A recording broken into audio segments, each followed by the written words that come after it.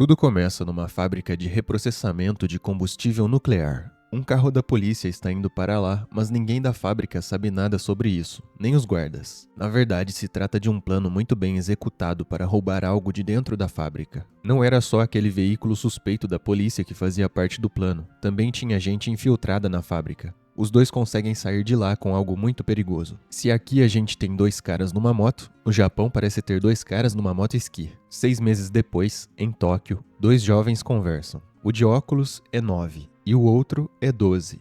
9 diz para 12 se comportar como um estudante normal e tentar não chamar atenção, mas um pouco depois, ele presencia uma cena de bullying, onde algumas garotas fariam outra pular na piscina com seu uniforme da escola. Ele diz que está um baita calor e ele mesmo pula. A garota bullyingada percebe o sorriso de 12 quente como o sol e os olhos de 9 frios como gelo. Os dois foram transferidos para a escola e 12 vai parar na mesma sala da menina de antes. O nome dela é Lisa. Em um escritório, 2 homens veem um vídeo de jovens com máscaras estilo Power Rangers dizendo que amanhã grandes faíscas irão voar.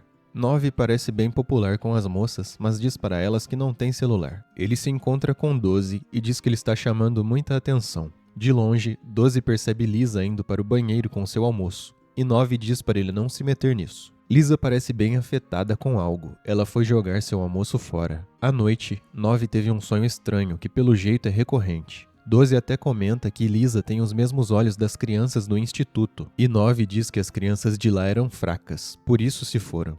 Eles também eram fracos, por isso não conseguiram salvá-las, mas agora são diferentes. Os 2 jovens estão colocando algum plano em prática, e Lisa está por lá também. Ela ainda parece muito afetada com algo, não para de receber mensagens da mãe e pensa que queria que todo mundo desaparecesse. A energia do prédio cai e os 2 jovens continuam com seu plano. Eles vão colocando vários bichinhos de pelúcia espalhados por todo lugar. Lisa vê 12 por ali, e ele diz para ela segurar um dos bichinhos e não soltar até que ele diga que pode. Os homens olham o vídeo de antes. A energia volta.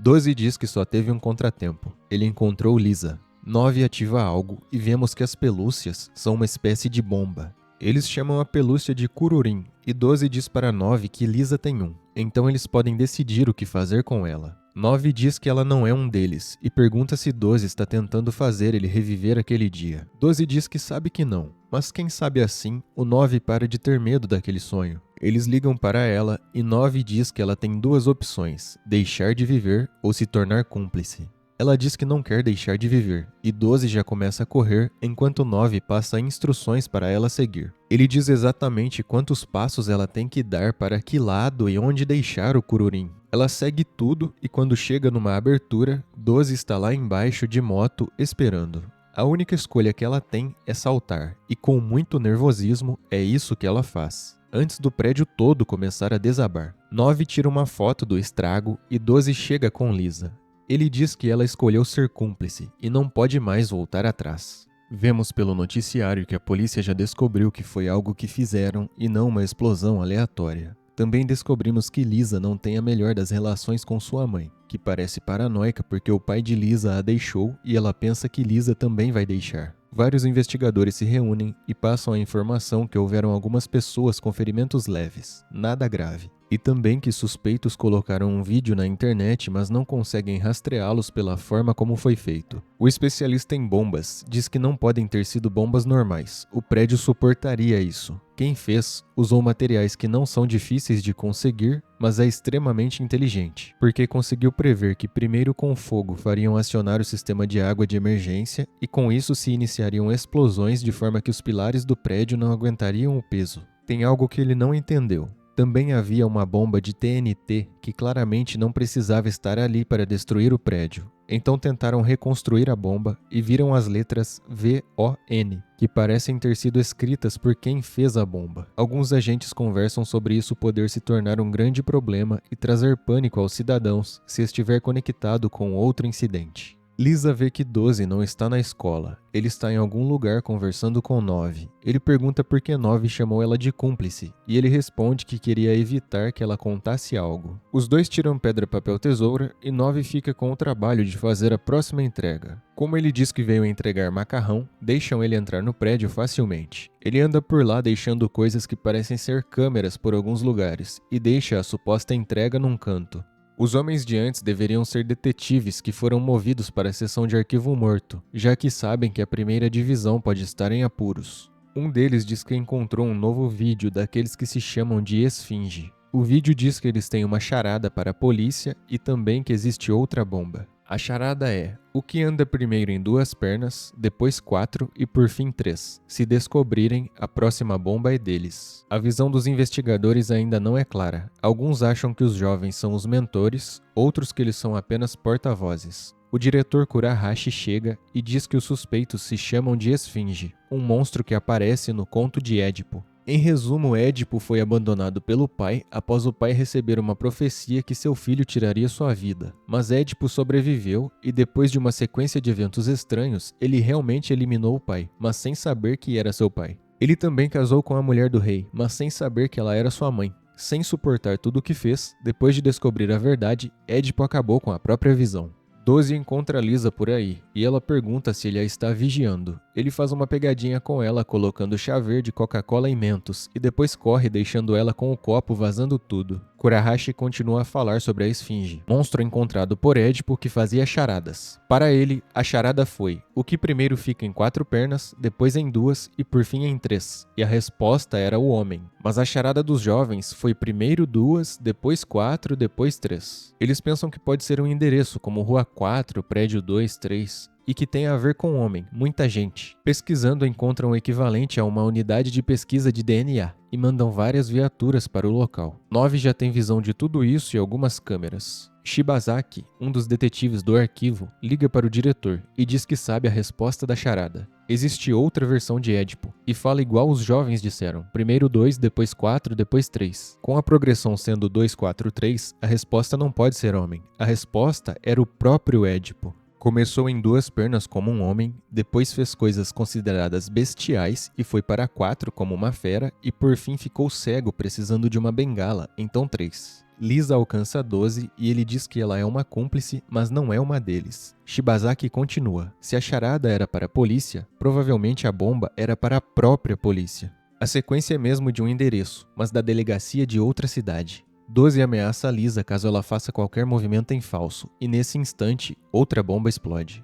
A notícia chega para o diretor e também para Shibazaki, e o diretor decide compartilhar algo ultra secreto com ele. 6 meses atrás, plutônio foi roubado, e no local deixaram as mesmas letras que na bomba de agora. Eles devem ser sérios sobre enfrentar o país. O diretor quer Shibazaki de volta. 9 fala sozinho: venha logo, estou te esperando. Shibazaki de repente vai ser chefe de um pessoal. Ele era famoso na primeira divisão, conhecido até como Lâmina Shibazaki. Ele aparece por lá e um homem chamado Hamura está meio revoltado com a situação, até sai da sala. 9 acha que pela quantidade de forças policiais diferentes, já podem saber o que eles querem. Vão saber a verdade no próximo ataque. A polícia tem câmeras de segurança da delegacia e vê o culpado ter entrado lá tão calmamente como um desafio à polícia. O diretor Kurahashi conta para Shibazaki que um dos culpados pelo roubo de plutônio é alguém que trabalhava há poucos meses no local e nem existe, usava uma identidade falsa. A foto oficial dele foi misteriosamente apagada dos arquivos, agora só tem um retrato falado. Shibazaki comenta em como ele parece só uma criança. A cidade que o detetive vivia, Hiroshima, era cheia de idosos e ele passava muito tempo com sua avó. No verão, nenhum idoso gostava de sair, pelo extremo calor, então a cidade ficava terrivelmente silenciosa. O pequeno Shibazaki odiava o verão. Kurahashi pergunta se é por isso que alguém da segunda geração de uma vítima de bomba atômica aceitou este caso, por não gostar de brincarem com coisas assim. E ele responde que não sabe, mas está incomodado. Estão interrogando um cara e Shibazaki chega e resolve rapidinho. O cara confessa que foi pago para cortar a energia no dia da bomba. A transferência do dinheiro foi de uma conta falsa e tem algo estranho. Por que alguém tão bem preparado a ponto de saber onde cortar a energia para causar um apagão na cidade deixaria para trás um e-mail que pode ser rastreado?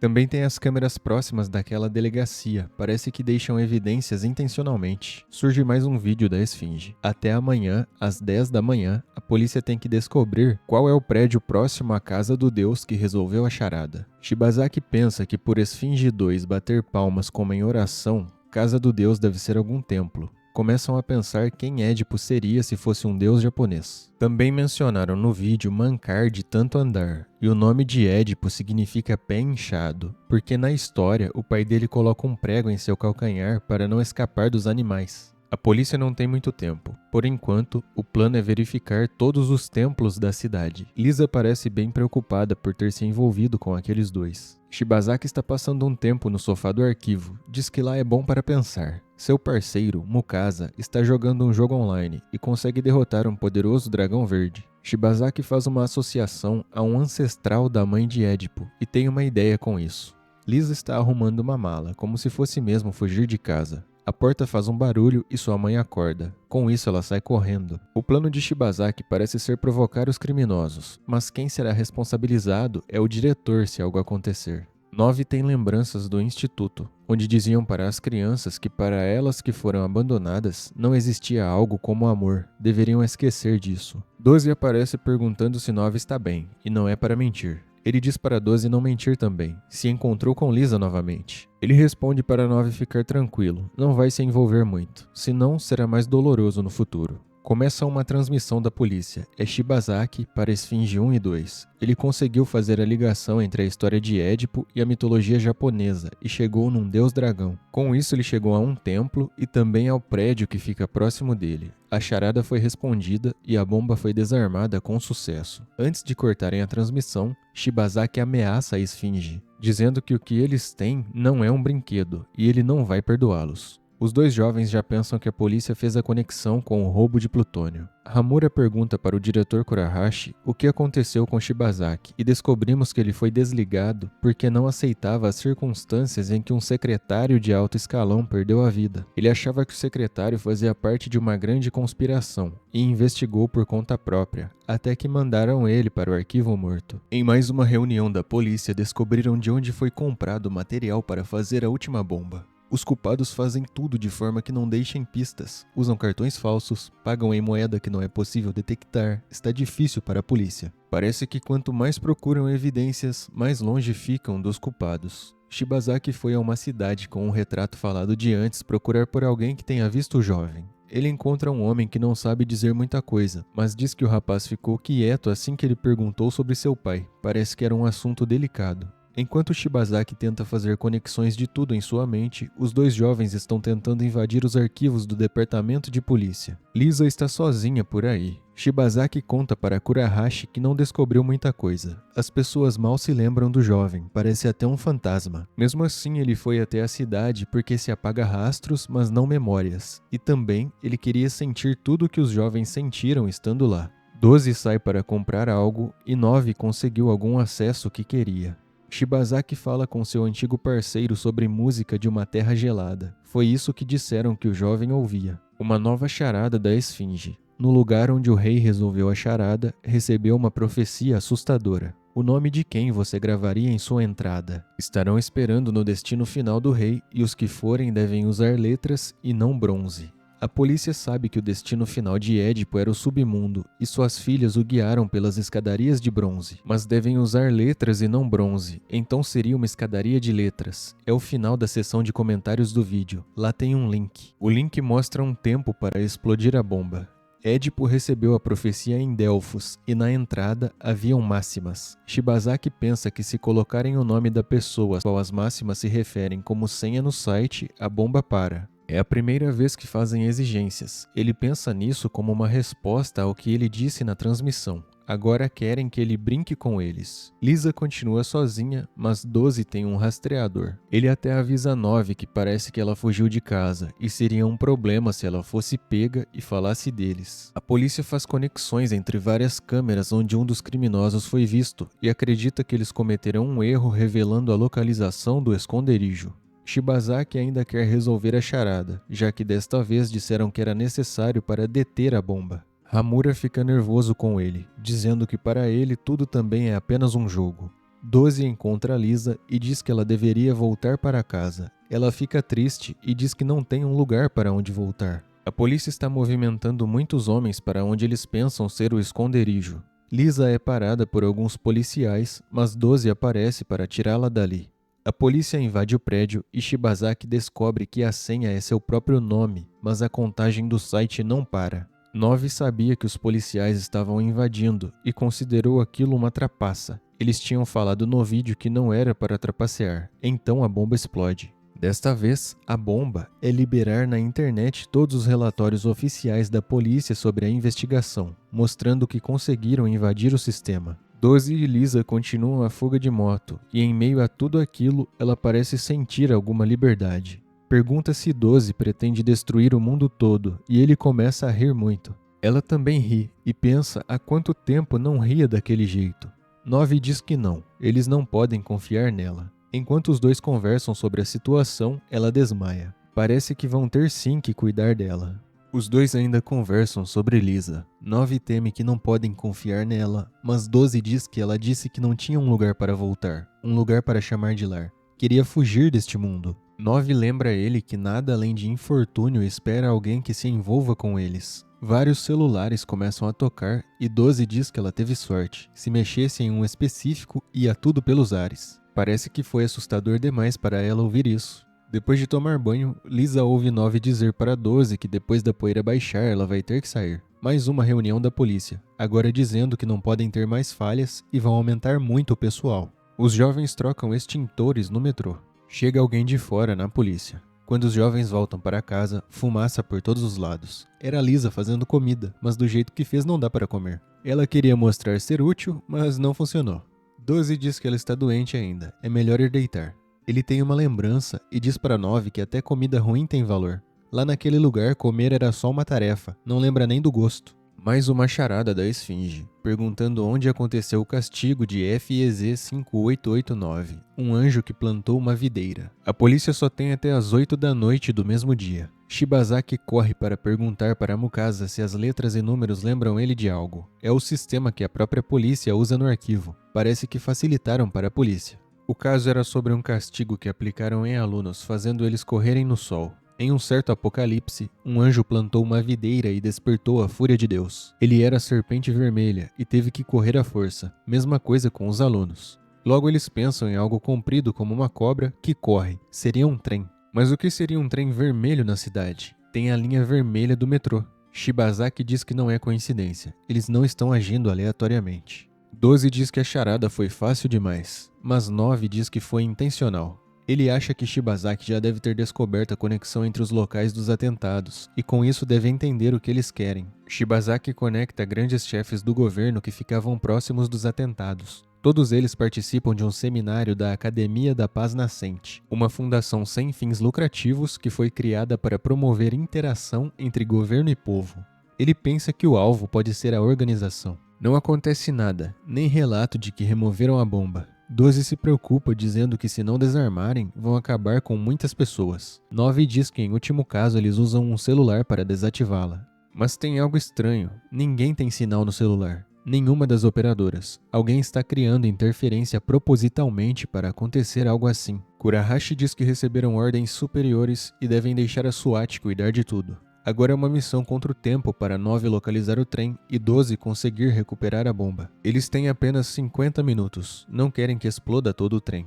9 pensa que alguém da polícia quer deixar a bomba explodir para atrapalhar eles. É como se alguém soubesse que 9 invadiria o sistema para procurar pelo trem e enchesse de pistas falsas. Agora nem ele sabe exatamente onde está a bomba. Tem alguém invadindo o sistema do próprio 9, e ele tem uma lembrança de algo como um jogo de esconde-esconde e pensa que não é possível que seja ela. Shibazaki pensa que estão investigando a própria polícia e chama Hamura para vir junto. 9 vê que o trem está mais próximo dele do que de 12 e sai correndo para tentar fazer algo ele mesmo. Quando chega na estação, ele joga uma bomba de fumaça e grita para todos fugirem porque tem uma bomba no trem.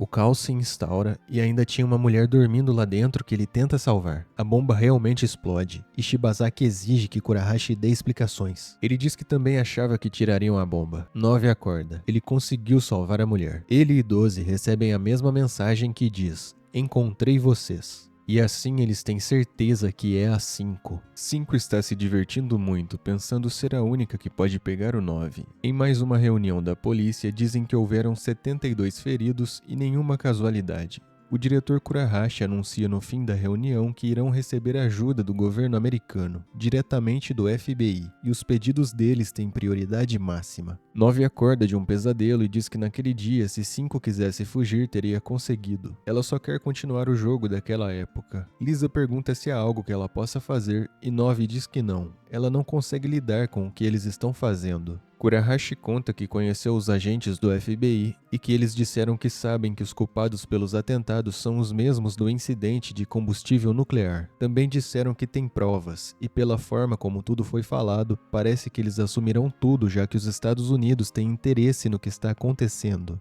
Shibazaki se preocupa com os métodos do FBI. Podem provocar demais quem provavelmente tem poder para fazer uma bomba nuclear. Em uma conversa, 12 diz para Lisa que a voz dela é amarelo pálido. Ele tem sinestesia e enxerga cores nos sons. Também diz que 9 é meio cruel, mas não odeia ela de verdade. Ela não precisa dizer coisas sobre ir embora. Chega uma mensagem como se fosse da Esfinge, mas não foram os rapazes que fizeram. Deve ser obra das 5. Depois de decifrada, são coordenadas de um aeroporto, que é mesmo um dos alvos deles. Ela também manda uma mensagem com as letras VON, faz mesmo parecer que são os dois. 9 pensa ser uma mensagem dela dizendo que já viu através de tudo. Clarence, o agente do FBI, fala com o responsável no aeroporto que é algo super secreto, até da polícia. Depois pergunta para 5 se os culpados virão, mesmo sabendo que é uma armadilha, e ela diz que sim, eles virão para vê-la. Os dois jovens discutem sobre ser uma armadilha bem esperta, já que se forem deter a bomba serão pegos, e se ignorarem ela, serão considerados como aqueles que detonaram outra bomba, mas desta vez com muitas vidas em risco.